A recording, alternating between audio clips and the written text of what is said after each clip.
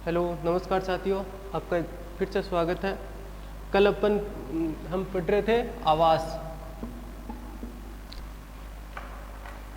आवास के बारे में पढ़ रहे थे। हाउसिंग कैसे करते हैं एनिमल्स की। अपन ने आवास के बारे में जनरल स्टडी कर ली थी, क्यों ज़रूरत है, क्या उद्देश्य है। आज अपन इनके प्रकार पढ़ते हैं, कितने प्रकार के होते हैं। मेनली आवास दो प्रकार के होते हैं, एक तो खुला और एक बंद।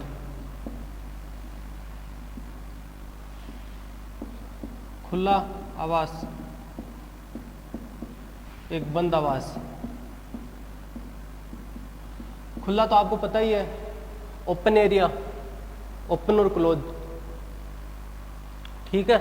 लूज हाउसिंग सिस्टम, इसको लूज बोलते हैं, लूज, इसको कन्वेंशनल।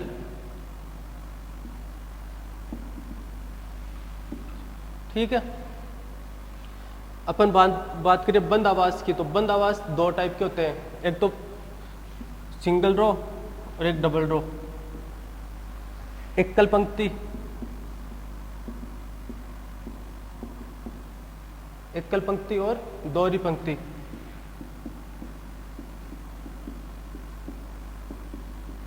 सिंगल रो,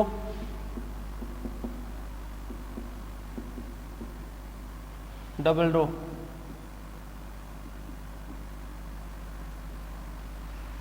दो टाइप के होते हैं। ये जो डबल रो है, दोहरी पंक्ति है, दोहरी पंक्ति।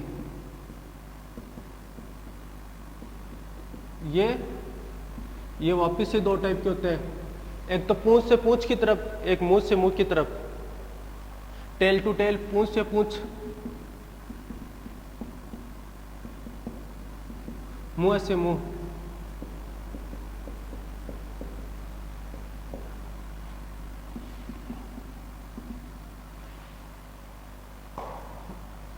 Tell to tail, tail to tail, face to face. ये क्लासिफिकेशन हो गया। ये सारणी आपको एनी टाइम अपने दिमाग में रखनी है जब तक अपन ये चैप्टर पढ़ रहे हैं। कैसे हुए? दो टाइप के हुए, खुला और बंद, लूज और कन्वेंशनल। कन्वेंशनल दो टाइप का हुआ, single row, double row. Double row दो टाइप से होते हैं, वापिस से डिवाइड होते हैं, पूंछ से पूंछ की तरफ होते हैं और फेस टू फेस की तरफ होते हैं।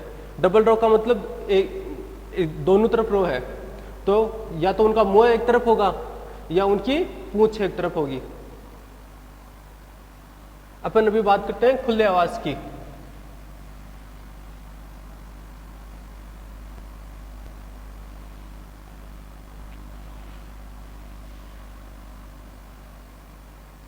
खुला आवास,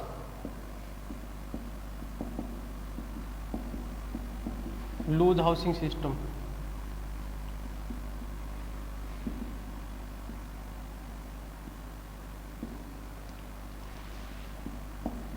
आपने गौशालाओं में कई बार देखा होगा, एनिमल्स खुले में रहते हैं कि इन्हें कोई बांध के नहीं रखता, कुछ भी नहीं रखता। तो वो क्या होता है, वो टाइप का होता है खुला, कि खुले से ओपन एरिया में एक एरिया डिसाइड कर देते हैं। ये एरिया होता है बड़ा सा एरिया डिसाइड करते हैं, उस एरिया में सारे एनिमल्स एक साथ रहते हैं।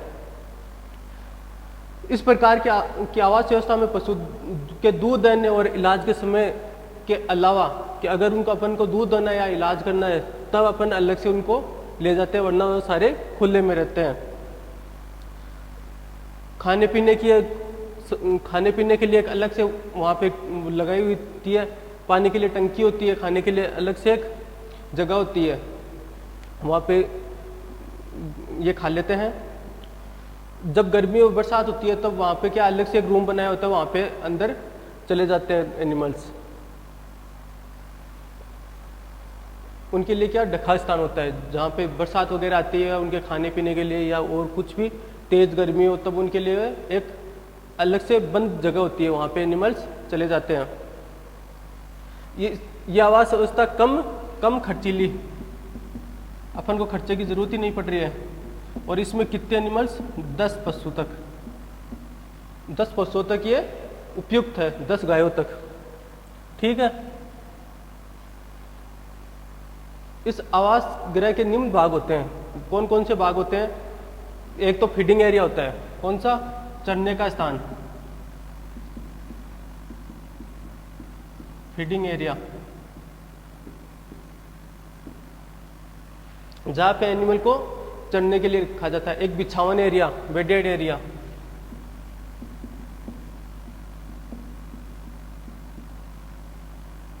बिछावन का स्थान,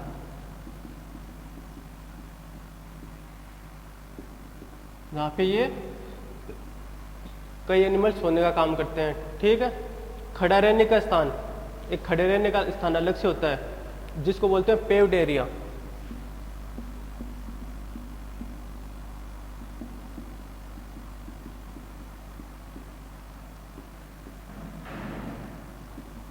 जहाँ पे एनिमल्स खड़े रहते हैं। एक मिल्किंग एरिया होता है, दुग्ध दोहन का स्थान,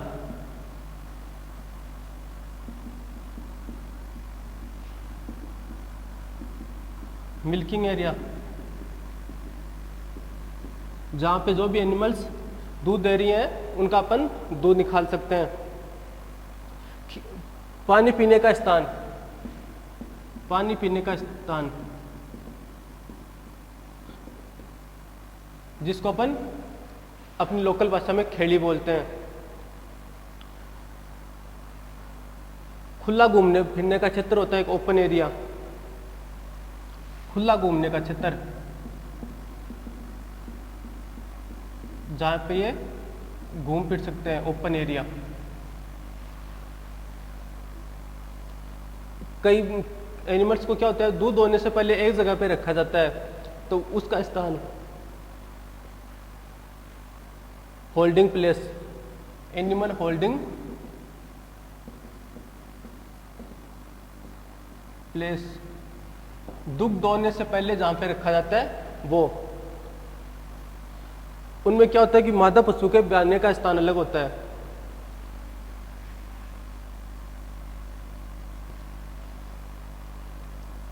ब्याने का स्थान,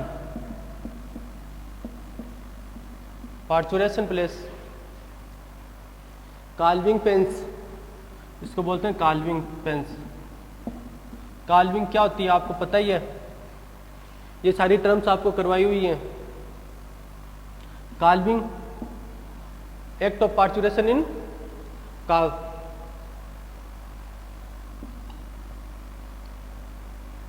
जब काल्विंग होगी तो उनके काफ होंगे, काफ जो बच्चे होंगे, बच्चों को रखने का स्थान, बच्चों को रखने का स्थान,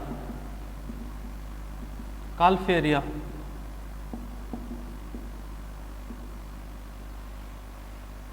एक बुल पेन, बुल के लिए होता है, अब तो चलो नहीं रखते लेकिन पहले रखते थे बुल पेन, अब भी रखते हैं गौशाला वगैरह में।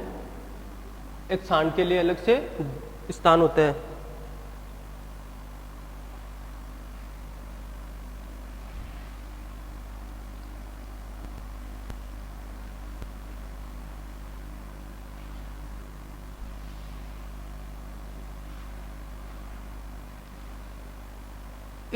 इस तरह के पशुगृह में, खुले आवास में क्या होता है कि एक 5 फीट की ऊंची दीवार होनी चाहिए। कितनी? 5 फीट ऊंची दीवार होनी चाहिए। इसका क्या फायदा है? ये याद रखने वाली चीज है कि कितनी फीट ऊंची दीवार होनी चाहिए। 5 फीट ऊंची दीवार होनी चाहिए। आपके एमसीक्यू में कई बार पूछा जाता है कि कितनी फीट ऊंची दीवार होनी चाहिए। इसके ऊपर कंटीले तार भी लगा सकते हैं। इसका क्या फायदा है कि एनिमल्स बाहर नहीं जाएंगे। अगर 5 फीट दीवार ऊंची है तो एनिमल्स बाहर नहीं जाएंगे, बाहर नहीं जा पाएंगे और चोरी नहीं होगी। अगर कोई चोरी की नियत से आ रहा है तो वो एनिमल्स की कोई चोरी नहीं कर पाएगा। अब अपन कुछ डेफिनेशन की, कुछ टर्म्स की बात करते हैं। जो पहली है केटल सीड।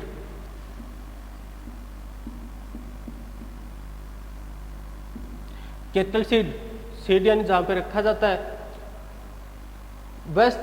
यह वह स्थान है जहां पशु चरते समय प्रतिकूल परिस्थितियों जैसे सर्दी, गर्मी व बरसात आदि से बचने के लिए एक छत के नीचे आता है। जैसे अपन ये खुले में है, उसमें अपन जो केटल को रखने के स्थान होते हैं जो जहाँ पे रखा जाता है, जैसे उसमें ओपन कन्वेंशनल एरिया में, उसमें केटल सीड बोलते हैं, जहाँ पे गर्मी वगैरह के बचाव के लिए रखा जाता है। ठाण, ठाण सभी जानते हैं, पशु के चरने के 2 से 2.5 फीट चौड़ा व 20 से 24 फीट लंबा ठाण प्रति गाय के हिसाब से उत्तर की दीवार की तरफ बनाया जाता है, ताकि उत्तर की ओर से आने वाली ठंडी हवाओं से बचा जा सके। मैंने कल क्या बताया था आपको? कल बताया था कि हवा किस तरफ से आती है? उत्तर दक्षिण से, ठीक है। और सूर्य का प्रकाश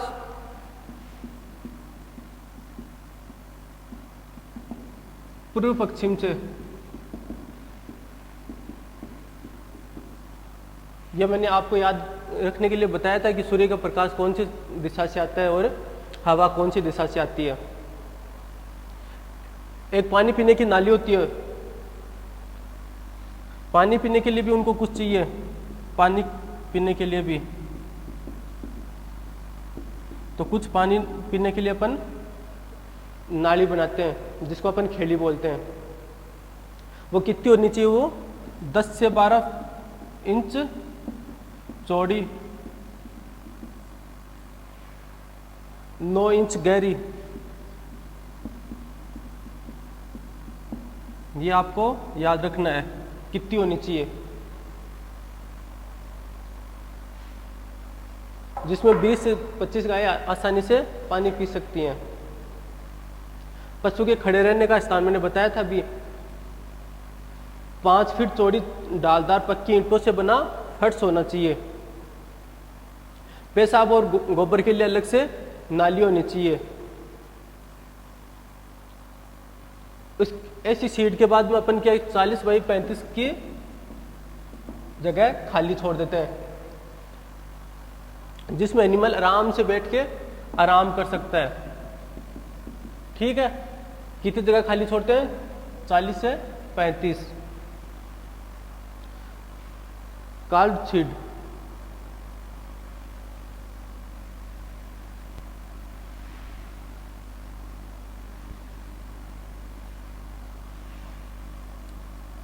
जहां बच्चों को रखा जाता है।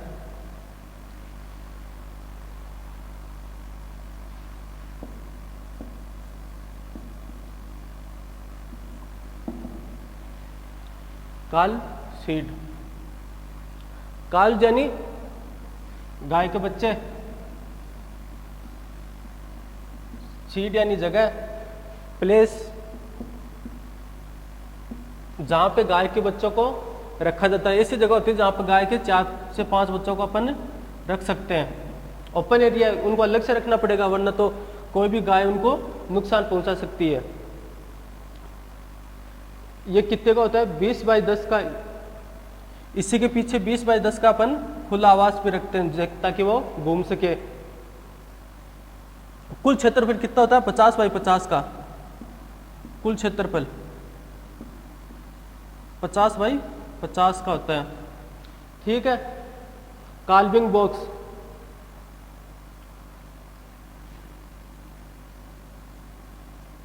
ये काल्व सीड आया था, अब आया काल्विंग। काल्विंग क्या होती है? काल्विंग बॉक्स, काल्विंग क्या होती है? ब्याने की क्रिया, गायों में ब्याने की क्रिया।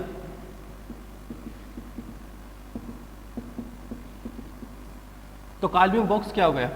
ऐसी जगह जहां पर गायों में ब्याने की क्रिया होती है वहां पे गायों को रखा जाता है, या बीमारी के टाइम पर अपन अलग से रखते हैं, या तो ब्याने के टाइम या बीमारी, कुछ बीमारी हो गई तो अपन अलग से रखते हैं।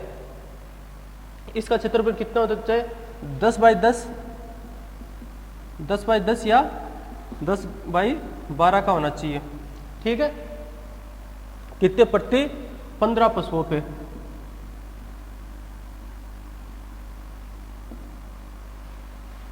फिर होल्डिंग स्पेस, जहां पे एनिमल्स को होल्ड करके रखा जाता है, बीमार होता है या दूध से पहले। होल्डिंग, अपन दूध दोहने के लिए ले जाते हैं तब उससे पहले एनिमल्स को एक जगह रखते हैं। ये भी 10 बाई 12 और 10 बाई 15 होना चाहिए। बुलपेन,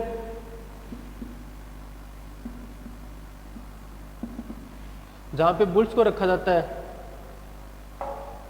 इसके अलावा पशुओं में क्या वेट के लिए भी मशीन होनी चाहिए।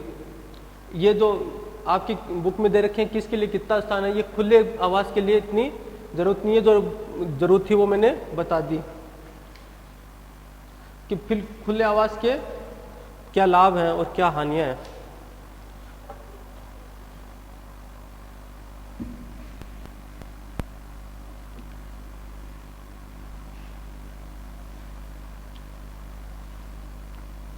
अपन लाभ की बात करें, लाभ क्या है कि पशुओं को आराम से घूमने फिरने की और खाने की क्या होती है, आज़ादी होती है, स्वतंत्रता होती है कि आराम से वो अपनी मर्जी से खा सकते हैं। अब एक चीज, जो अपनी मर्जी से खाते हैं, अपनी कोई कंट्रोल नहीं होता, उस फीडिंग को क्या बोलते हैं, इसी फीडिंग को एडलिम।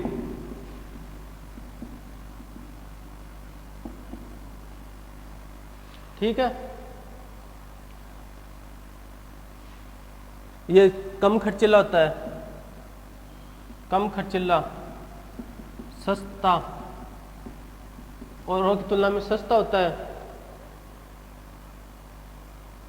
इसमें बिना किसी परिवर्तन के अपन कुछ एक्स्ट्रा गाय भी रख सकते हैं।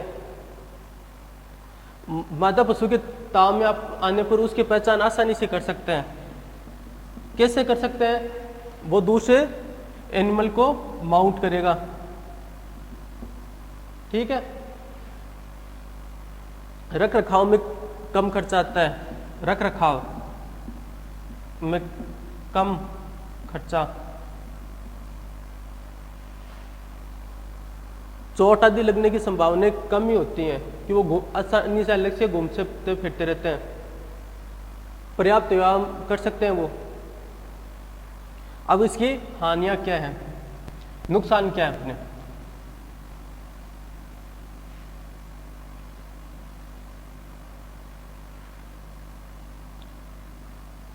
हानियां,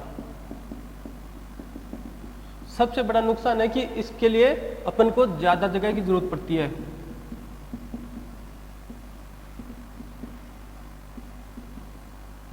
कन्वेंशनल बंद आवास की तुलना में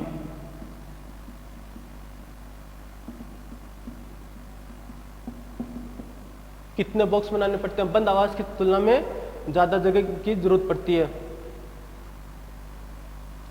सभी एनिमल क्या एक जगह खाना खाते हैं, पानी पीते हैं, तो अगर किसी में बीमारी है तो वो बीमारी फैल सकती है, दोनों से इसकी समस्या रहती है। आपस में एक दूसरे में फैल सकती है।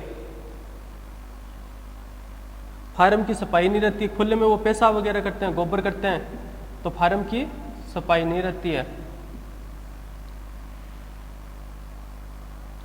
फिर क्या होता है कि प्रत्येक पशु में अपन अलग से निगरानी नहीं रख सकते हैं, निगरानी नहीं रख सकते हैं। ठीक है, अब अपन कल पढ़ेंगे बंद आवास।